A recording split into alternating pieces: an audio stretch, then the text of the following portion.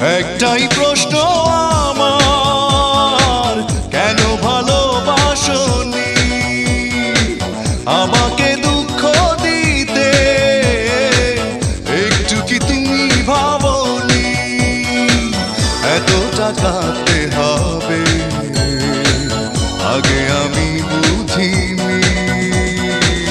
ও আমার সুস্মিতা, দিয়েছো যে কথা, সে কথা কেন রাখনি? একটাই